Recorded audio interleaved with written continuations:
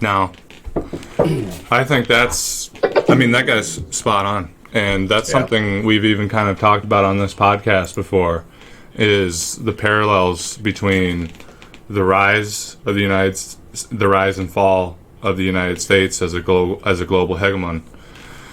I don't know. What are your thoughts on that, man? Like, when you're listening to that, what comes to your mind? Like, what do you fucking feel? Well, I'm assuming when he talks about, like, 100 something of the world's richest people, it's like the Bilderberg meeting, I'm assuming. Yeah. I don't know if that's what they called it in the 90s, though, but... Yeah. And, well, here's the thing. I know that guy's a conspiracy theorist, and he's kind of talking...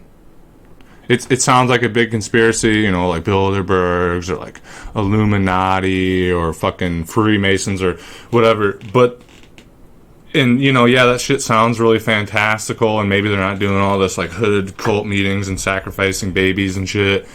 But the fact of the matter is that there is still a handful of men, and probably some women on this planet, that own everything. Let's be honest, they probably are wearing hoods and sacrificing babies. I mean, dude, I mean, when you see all this weird child trafficking shit, and you hear things about like Epstein and fucking who the fuck, Bill Clinton on that plane, there's this whole web of interconnected, like, the Prince, and one of the princes, John Podesta. What prince? One of the princes from the UK, like the royal family, was deeply connected to Epstein. Yeah. Like, good friends with him. Yeah. Like, even after Epstein got caught. I'm not surprised. Yeah, you look and then you even look at, like, U.S. politics, you know, you can see pictures of, like, Hillary Clinton and Donald Trump, like, all together, and they're all one. It's like George Carlin said, you know, it's all one big club. And the fact of the matter is, like, these people are meeting in secret. You could call it, I mean, and sometimes in public, like the G8 summit and stuff, but there's these rich people who all have the same vested interests in large-scale agriculture and mining and manufacturing and now in big tech and stuff, and they all come together because they realize, like, as big business, as capital, we have similar stakes in this. We have similar interests. And so, I mean, yeah, they sit there, and then they come up with all these fucking plans of, like, okay, we're gonna, you know, have this coup in the Congo and, like, stir up the Congolese so that there's no political infrastructure there, so we can come in and mine diamonds and gold and cobalt and shit.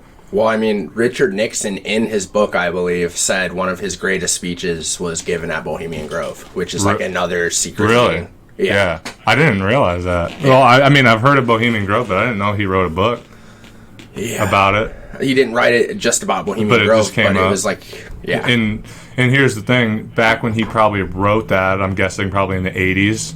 Probably. Nobody knew what that was and just thought maybe it was some sort of political thing that happens, you know? It's probably just, which it is, officially. You know? Yeah, but it's some weird-ass shit, dude. Yeah. But yeah, dude, these people are up to no good, man, and it's fucking...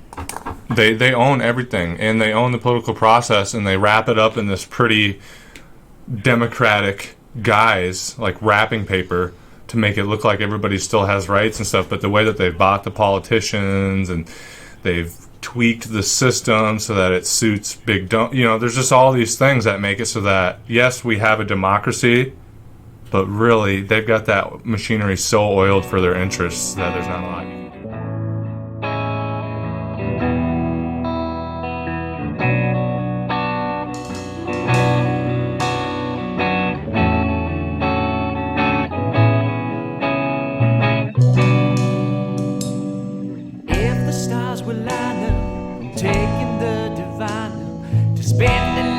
Time at mine.